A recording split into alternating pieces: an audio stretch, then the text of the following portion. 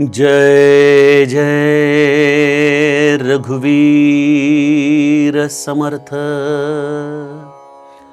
स्फुरे विषयी कल्पना ते अविद्या, स्फुरे ब्रह्मरे जाण माया सुविद्या। मुळी कल्पना दो रूपे तेची झाली, विवेके तरी सस्वरूपी मिळाली। जय जय रघुवीर समर्थ। श्रोता वक्ता श्रीराम समर्थ। जय जय रघुवीर समर्थ। श्रीराम आपल्या सर्वांच्या हृदयस्थ वसणाऱ्या आत्मारामास साष्टांग प्रणिपात करून मनोबोध एक अंतरयात्रा हा श्री समर्थ रामदास स्वामी विरचित मनाच्या श्लोकाचा जो आपण अभ्यास करत आहोत, सज्जनो, आज आपण त्यातील श्लोक क्रमांक 172 याचं चिंतन अभ्यासणार आहोत। समर्थ आम्हाला आत्मस्वरूपाचं संशोधन कसं करायचं, एका जीवाने स्वतःचं स्वरूप कसं स्वतःच शोधून काढायचं, यासाठी नेमका तो रोडमॅप कसा आहे, ती मार्गदर्शक तत्व कशी आहेत, त्यासाठी साधनारूपी इंधन कसं असलं पाहिजे, त्यासाठी चिकाटी कशी असली पाहिजे, जिद्द कशी असली पाहिजे, आणि हे सगळं त्या गुरुकृपेमध्ये कशा अर्थाने समाविष्ट असतं, याचं चिंतन गेल्या 2 श्लोकांमध्ये सांगितलं। ज्या या आत्मस्वरूपाचं आपण चिंतन करत आहोत, त्या आत्मस्वरूप हा या चर्मचक्षूंचा विषय नाही। या देहाधिष्ठित चक्षुंनी या आत्मस्वरूपाचं दर्शन घ्यावं हे जणू काही जीवाचं अज्ञान असतं, आणि अशा या चर्मचक्षूंमधून या भगवंताच्या विषयी भ्रामक संकल्पना एखादा जीव आपल्या अंतरंगामध्ये घेतो, आणि त्यामुळे कित्येकदा साधनेतून जे साधायचं ते देखील त्याच्या पदरामध्ये पडत नाही। अशा या कल्पनांचं नेमकं अस्तित्व काय, या कल्पना परमार्थामध्ये खरंच गरजेच्या आहेत का, हे विचार या आम्हाला खरंच या आत्मस्वरूपापर्यंत नेऊ शकतात का, याचं चिंतन समर्थ आम्हाला आजच्या श्लोकामध्ये सांगत आहेत। काय म्हणतात समर्थ माऊली? स्फुरे विषयी कल्पना ते अविद्या। आपल्या अंतरंगामध्ये विषय प्रधान ज्या काही कल्पना येतात, किंबहुना या दृश्य जगाकडे पाहून ज्या काही कल्पना येतात, ते सर्व काही अज्ञानाच्या प्रांतामध्ये येतं। स्फुरे विषयी कल्पना ते अविद्या, ही अविद्या आहे। आणि स्फुरे ब्रह्म रे जाण माया सुविद्या। आणि याच कल्पनेला ज्याला विवेकाच्या आधाराने भगवंताकडे वळवता येतं, ईश्वर सन्मुख करता येतं, अशा ईश्वर सन्मुख संकल्पनेला समर्थांनी सुविद्या अर्थात सद्विद्य अशी उपमा दिलेली आहे। म्हणजे एक कल्पनेचं अंग आहे ते अविद्येचं आहे, तर दुसरं कल्पनेचं अंग हे सुविद्येचं आहे। पण जरी ती अविद्या असली किंवा जरी ती सुविद्या असली, तरी देखील शेवटी ती एक कल्पनाच राहते, होय की नाही? त्या कल्पनेनेच हा वेगळा रंग परिधान केलेला आहे। म्हणून समर्थ म्हणतात, मुळी कल्पना दो रूपे तेची झाली। ही कल्पनाच एक प्रकारे अविद्या किंवा सुविद्या या रूपाने आपल्याच अंतरंगामध्ये या 2 दिशांना जात असते। विवेके तरी सस्वरूपी मिळावे। आणि जर नीट विचार केलं तर या कल्पना या शेवटी सस्वरूपामध्ये विरघळून जातात, विसर्जित होऊन जातात। त्या सस्वरूपामध्ये तुम्हाला कुठल्याही पद्धतीचा विचार करण्यासाठी वेगळेपणच उरत नाही, कारण तिथं तुम्ही तद्रूप झालाय। जिथं तद्रूप झाला तिथं कल्पना कशाची करायची, होय की नाही?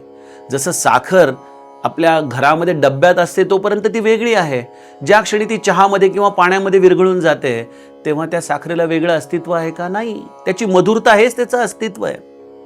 बघा, विष्णू सहस्त्रनामामध्ये आपण सुरुवात काय करतो? विश्वम विष्णुर्वषट्कारो. मला नेहमी हा प्रश्न पडायचा की विष्णू सहस्त्रनामाची सुरुवात विश्वम विष्णुर्वषट्कारो अशी का असेल बरं? याचं उत्तर एक फार सुंदर पुस्तक आहे, वर्ध्याच्या एका साधकाने लिहिलेलं विष्णू सहस्त्रनाम चिंतनिका. यामध्ये त्यांनी सुरुवातीला याची फार सुंदर व्याख्या केली आहे. ते काय म्हणाले की एखाद्या झाडाचं बी आहे, बरोबर? त्या झाडाचं बी आपण जमिनीमध्ये लावतो आणि मग काही कालावधीनंतर, कालांतराने, अनेक दशकानंतर एक विशाल अजस्त्र असा वृक्ष त्या बीमधून साकारतो. मग एखाद्या माणसाने सांगितलं की अरे, मला ते माझं बी परत पाहिजे. ते बी कुठं आहे? जर त्यांनी मुळं खोदून काढली तर त्याला बी सापडणार आहे का? निश्चितच नाही सापडणार. मग ते बी कुठं आहे? तर हे संपूर्ण वृक्ष म्हणजे ते बी आहे. किती सुंदर संकल्पना आहे. म्हणून विष्णू सहस्त्रनामाची सुरुवात ओम विश्वम विष्णुर वषट्कारो. विश्वरूपी विष्णूला, जो विष्णू या विश्वाला व्यापून उरतो तो विष्णू. म्हणून जगद्गुरु तुकाराम महाराज म्हणतात, विष्णुमय जग वैष्णवांचा धर्म. सांगायचा उद्देश असा की बीज हेच जर ईश्वर रूप होतंय तर अशा या बीजाला पुन्हा वेगळेपणाने शोधताच येऊ शकत नाही. कसं करायचं मग? त्याची किती कल्पना करायची? तर अशा या भगवंताला शोधताना आमच्या कल्पनांना देखील शेवटी एक अंतच आहे.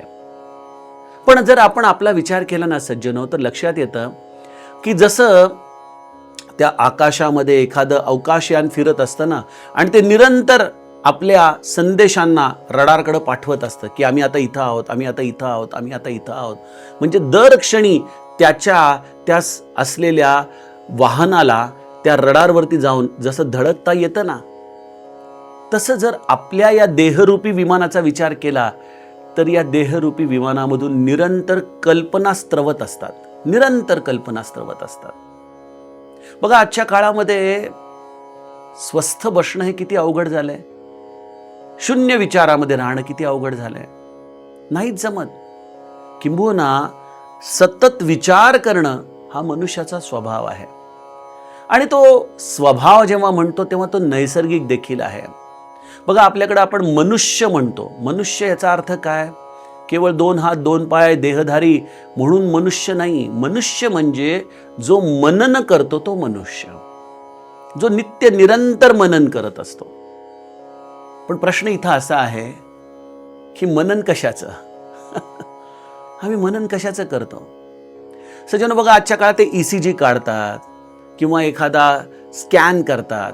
तसं आपण जर आपल्या मनाचा स्कॅन केला की हे नेमकं मन नेमकं कुठल्या कल्पनांना सतत वाहन करतंय, कुठल्या कल्पना बाहेर पडतात यात, तर या सगळ्या कल्पना या स्वाभाविकपणे आमच्या दृश्य जगाच्या संदर्भाने असतात. मग त्या कल्पना आपल्या पोट भरायच्या विद्येच्या दिशेने असू शकतात, या कल्पना आपल्या प्रपंचाबद्दल असू शकतात, या कल्पना या दृश्य जगातल्या वस्तूंबद्दल असू शकतात. या सगळ्या कल्पना या देहामधून निरंतर बाहेर येत असतात, निरंतर बाहेर येत असतात. त्या या सद्गुरूरूपी रडारला दिसतात. म्हणून त्यांनी या कल्पनांचं रूप बदलण्याची आम्हाला प्रेरणा या श्लोकामधून दिलेली आहे. का बदलाव्यात या कल्पना? काय गरज आहे त्याची?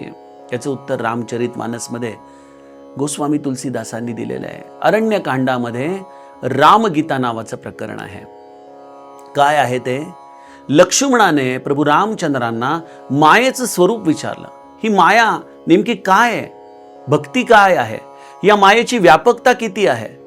या मायेमध्ये अडखळणं म्हणजे काय? आणि ही माया आई कशी आहे? इत्यादी इत्यादी प्रश्न लक्ष्मणाने प्रभू रामचंद्रांना विचारले. सुखासीन प्रभू रामचंद्र लक्ष्मणाच्या या प्रश्नांनी अत्यंत प्रसन्न झाले आणि त्यांनी या मायेचं स्वरूप समजावून सांगताना म्हटलं की लक्ष्मणा ऐक, या मायेला 2 तोंड आहेत. एक, ज्या तोंडाच्या आधाराने जीव गेला असता, ज्या रस्त्याने तो जीव गेला असता, ही मायाच त्याला या गुंत्यातून सोडवण्यासाठी सहाय्यभूत ठरते. त्या मायेच्या तोंडाला सद्विद्या असं म्हणतात. आणि एक दुसरं तोंड आहे की ज्यामध्ये जीव हा या दृश्यामध्ये अडकत जातो. मी देह आहे या भावनेमध्ये लिप्त होतो आणि या जगाकडून केवळ आपल्याला भोग भोगायचे आहेत या भूमिकेमध्ये तो राहतो आणि या मायेच्या जाळ्यात अडकत खाली जातो. त्याला म्हटलं जातं अविद्या. आता हे जर गणित प्रत्यक्ष प्रभू रामचंद्रांनी सांगितलं तर ह्या अविद्या आणि सुविद्या या दोन अंगांमध्ये प्रभू रामचंद्र म्हणतात की एक भक्ती नावाचा जो मार्ग आहे तो स्वतंत्र आहे. या भक्ती मार्गामध्ये पडणं म्हणजेच मायेला सद्विद्येच्या आधाराने समजून घेणं आहे. ही सद्विद्या रूपी भक्तीच आम्हाला या मायेतून बाहेर पडण्याचा मार्ग सापडून देते. बघा, आमच्या शंकराचार्यांनी पांडुरंगाष्टकम मध्ये फार सुंदर लिहिलेलं आहे की पांडुरंग आमचा करकटावरती ठेवून उभा आहे, कमरेवरती हात ठेवून का पांडुरंग उभा आहे. आदी शंकराचार्य म्हणतात की जणू काही तो सगळ्या येणाऱ्या भक्तांना सांगतोय की अरे घाबरू नका, हा भवसागर हा फार काही खोल नाही, माझ्या कमरे इतका फक्त खोल आहे म्हणे. तो माझ्या कमरे इतका खोल आहे, घाबरण्याची गरज नाही. पण आम्ही मंडळी या भवसागर वगैरे इत्यादी शब्दांना जेव्हा समजायला लागतो तेव्हा म्हणतो हे फारच अवघड आहे बाबा, हे कसं तरून जायचं. आणि या विषयांपासून आमची काही केल्या सुटका होत नाही, हा दृश्य प्रपंच काही केल्या सुटत नाही आणि त्यामुळं आमचं जीवन हे या अविद्या आणि सद्विद्या या एक प्रकारे झोपाळ्यावरती खेळत असतं. सतत अविद्या सद्विद्या. काही केले आम्हाला मार्ग कळत नाही. श्री महाराज म्हणायचे की आपल्या मनात चाललेले विचार दुसऱ्याला कळत नाहीत, ही भगवंताची केवढी मोठी देणगी आहे. अन्यथा कुठल्याच व्यक्तीचं कोणाबरोबर कधीच जमलं नसतं, कारण कधीच आपल्या मनामध्ये निरंतर एकसारखे विचार येत नसतात. क्षणाला आमचा विषयामध्ये विचार जातो, क्षणामध्ये आम्ही पांडुरंगाष्टकम म्हणून, क्षणामध्ये आम्ही रामनाम घेऊत, की क्षणामध्ये आमची या कामक्रोधादी विकारांमध्ये मनाची गती होते. अशा या मनाला निरंतर सद्विद्येच्या दिशेने ठेवण्यामध्ये परमार्थाचा पुरुषार्थ सामावलेला आहे. आपल्या या मनामध्ये निरंतर ईश्वर सन्मुख विचार येणं हे सत्संगतीचं प्रधान कार्य आहे. काय करतं सत्संगती? तुम्हाला एक आदर्श देते, तुम्हाला एक ध्येय देते, तुमच्या विचारांना एक दिशा देते की या सद्विद्येच्या दिशेने विचार करा. आणि ही सद्विद्या फक्त सत्संगतीमधून येते बरं का, फक्त सत्संगतीमधून. बघा, आमच्या समर्थांनी दासबोधामध्ये सुविद्य लक्षण आणि सद्विद्य लक्षण अशी दोन लक्षणं आपल्याला सांगितली आहेत. उत्तम लक्षणं काय आहेत? जी जीवाचं कल्याण करेल, हित करेल. सुविद्या तर आम्ही कदाचित पोट भरण्याच्या आधाराने देखील प्राप्त करून घेऊ. आपण म्हणतो ना चांगले सुविद्य आहेत बरं का, ते सुविद्य आहेत याचा अर्थ सद्विद्य आहेत की नाही याची आपल्याला खात्री देता येऊ शकत नाही. सद्विद्य होण्यासाठीचा मार्ग हा सत्संगतीमधून येतो. जीवनाचं हित कशात आहे हा सांगणारा मार्ग हा संतांचा मार्ग असतो. दुसरी गोष्ट, आपण म्हणाल अहो पण प्रपंच चालवायचा आहे, मग या दृश्य जगाचं देखील भान ठेवलंच पाहिजे ना. अर्थातच ठेवलं पाहिजे. श्री महाराजांच्याकडे एकदा नुकतंच लग्न झालेले नवरा बायको नमस्कार करायला आले. महाराज म्हणाले आता प्रपंचाला सुरुवात करताय, पण एक लक्षात ठेवा, प्रपंच कसा पाहिजे? भाकरीमध्ये मिठाचं प्रमाण जेवढं असतं ना तसं आपल्या परमार्थाला अनुकूल म्हणून आपण प्रपंच करावा. यावरती हसून नंतर महाराज म्हणाले पण काही लोकांना सवयीने मीठच खूप जास्त लागतं. महाराजांनी आमच्यासारख्या लोकांना तरी फार कमी शब्दामध्ये अशा पद्धतीने खरं आमचं रूप दाखवलं. पण आम्ही कसे आहोत? आम्ही मिठाची भाकरी करतो आणि त्यामध्ये अगदी चिमूटभर परमार्थाचं पीठ टाकतो बघा. असं होऊन ती भाकरी करपणार आहे, हातामध्ये काहीच पडणार नाही. सज्जनो, यासाठी एक लक्षात घ्या की दृश्य जगाचं भान असला पाहिजे, व्यवहार असला पाहिजे, पण what is in your mind? तुम्ही कर्तव्यापुरतं ते काम करावं आणि आल्यानंतर त्या गोष्टींपासून आपण लांब राहू शकतो का? आमचे वडील मला नेहमी एक गोष्ट सांगायचे. मी जेव्हा नुकताच बिझनेस चालू केला होता आणि मग बऱ्याचदा टेन्शन असायचं, प्रेशर असायचं आणि मग मी संध्याकाळी येऊन शांत बसायचो. मला म्हणायचे एकच सांग, tell your worries to come tomorrow, office is close now. आता ऑफिस बंद झालंय, उद्या या म्हणावं, आपण उद्या बोलूयात. सज्जनो, ही जशी अलिप्तता आमच्या वडिलांनी आम्हाला शिकवली, मला सांगा, आपल्या मनाला देखील एखादं कार्य होण्याच्या आधी त्याचा विचार करण्याची काय गरज आहे? किंवा एखादी गोष्ट घडून गेलेली आहे त्याचा विचार करून काही ते मागे येणार आहे का? येणार आहे ते, जसं होणार आहे ते होणार आहे. जे झालेलं आहे ते काही परत येणार नाही. मग ह्या क्षणी आपल्या मनाला ईश्वर सन्मुख करण्यासाठी नामस्मरणाचा मार्ग जो संतांनी दिलेला आहे, त्या नामामध्ये वर्तमानाचा क्षण तद्रूपतेने जगणं म्हणजे सद्विद्या आहे. बघा, उगीच आपल्या मनामध्ये नको त्या विचारांचं जाळी जळमट ठेवून कोणाचं कल्याण झालंय? अनेकदा आपण लोक बघतो की जी खूप जास्त विचार करतात ना, ती बहुतांश वेळेला आयुष्यामध्ये गोंधळलेली असतात. काय करावं काय न करावं हेच कळत नाही. आणि मग जेव्हा संधी येते त्यावेळेला त्यांची निर्णय क्षमता संपते. कारण विचारांची दिशा ही सतत भ्रामक अवस्थेमध्ये असते. अशी भ्रामक अवस्था मनुष्याला कधीच ईश्वर सन्मुख करू शकत नाही. बघा, ही ईश्वर सन्मुखता येण्यासाठी सत्संगती गरजेची आहे. संताला आपल्या मनाने घट्ट धरून ठेवणं म्हणजे एक प्रकारे त्याचं निरंतर चिंतन करणं म्हणजे सद्विद्या आहे. आपल्या गुरूंनी दिलेल्या बोधाचं निरंतर चिंतन करणं म्हणजे सद्विद्या आहे. ईश्वराचं स्वरूप, ईश्वराचं रूप आपल्या अंतःकरणात आठवणं म्हणजे सद्विद्या आहे. बघा, माझ्यासारखा एक सामान्य जीव आज आपला बिझनेस सांभाळून, आपला इंजिनिअरिंग व्यवसाय सांभाळून या सगळ्या गोष्टी या मनाच्या श्लोकाच्या चिंतनाच्या वेळेला बाजूला सारतो आणि या इथं बसल्यानंतर पूर्णपणे समर्थांना शरणागत होऊन त्यांच्या बोधाचं चिंतन करतो. हा सद्विद्येचा मार्ग आहे. म्हणून समर्थ म्हणतात, स्फुरे विषयी कल्पना ते अविद्या. खाली पडायला वेळ लागत नाही. मी गमतीने नेहमी सांगत असतो की ते गिर्यारोहक असतात ना, त्यांना एखादा उंच शिखर चढायचं असतं. त्यांच्यापैकी जर कोणालाही विचारलं की खाली पडायला किती वेळ लागतो, तर तो म्हणेल, हो, खाली पडायला काय लागतंय, 2 क्षणामध्ये खाली कोसळूत. आणि वरती चढायला किती वेळ लागतो, तो म्हणेल, त्याला मात्र फार वेळ लागतो, फार कष्ट आहेत, सगळी साधनं लागतात, त्याला एक एक इंच लढवावं लागतं, तेव्हा ते शिखर सर करता येतं. सज्जनो, परमार्थ देखील नेमका तसाच आहे. खाली पडायला, वाईट सवयी लागायला, दृश्याकडे जायला, विषयी लोकांची संगत करायला काहीच लागत नाही. क्षणामध्ये अधोगती होऊ शकते. पण ऊर्ध्वगतीसाठी मात्र प्रयत्न लागतात. ऊर्ध्वगतीसाठी मात्र चिकाटी लागते, पेशन्स लागतात, ताकद लागते, वेळ द्यावा लागतो. त्यामुळे स्फुरेविषयी कल्पना ते अविद्या. ही अविद्या प्राप्त करायला काहीच लागत नाही आणि अगदी सुलभ साध्य आहे. सगळे जगामध्ये विषयीच लोक भरलेली आहेत. कोणाबरोबर राहा, क्षणामध्ये तुम्ही विषयामध्ये पडाल. पण स्फुरे ब्रह्मरे जाण माया सुविद्या. ही मायेची सुविद्या ही केवळ सत्संगतीमधून प्राप्त होते, जेव्हा जीव ईश्वर सन्मुख होतो, ईश्वराच्या बद्दल विचार करतो. अजूनही तद्रूपता आली नाही, तदाकारता आली नाही, आत्मस्वरूप काही कळालं नाही, पण मनाच्या विचारांची दिशा बदलून गेली. आपण म्हणाला, हो पण दादा, आपणच एका श्लोकामध्ये म्हणाला की मना कल्पना कल्पिता कल्पकोटी, नव्हे रे नव्हे सर्वथा राम भेटी.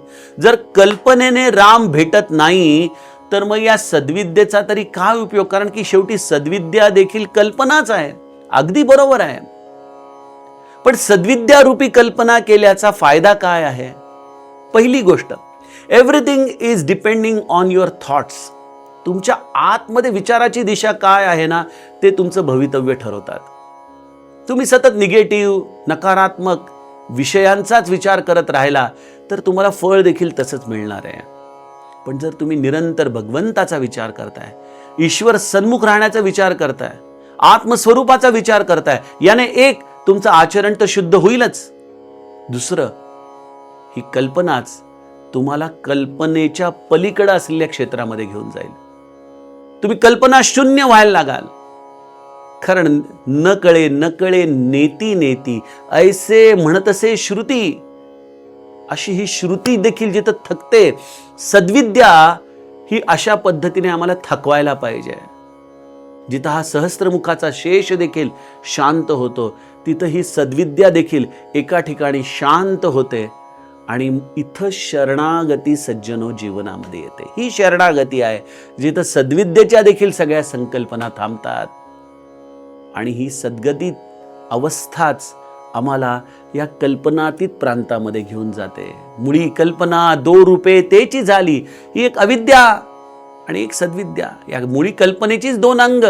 मुळी कल्पना दो रूपी तिची झाली, विवेके तरी सस्वरूपी मिळाली. इथं मात्र जेव्हा अविद्येच्या आधाराने जाल तर अधोगती निश्चित आहे. आणि त्यात देखील हा देह पडल्यानंतर पुनश्च या अविद्येच्या संस्काराने जन्माला येणं साहजिक आहे. सद्विद्या ही ईश्वर सन्मुख घेऊन जाईल, आचरण शुद्ध ठेवेल, चांगलं लौकिक अर्थाने फळ देईल आणि एका टप्प्यावरती ती शांत होईल आणि ती विलीन होईल, निर्मळ होईल, विमल ज्ञान प्राप्त करून देईल. अशी ही सद्विद्या रूपी या मायेची असलेली अवस्था सज्जनो, याचं नाव आहे नाम, याचं नाव आहे साधन. ते आपण घट्ट धरावं आणि या भवसागरामधून तरुण जावं, हाच संतांचा सदुपदेश. आता उद्याच्या श्लोकाचं चिंतन आपण उद्याच्या सत्रामध्ये बघूयात. जानकी जीवन स्मरण. जय जय राम. जय राम.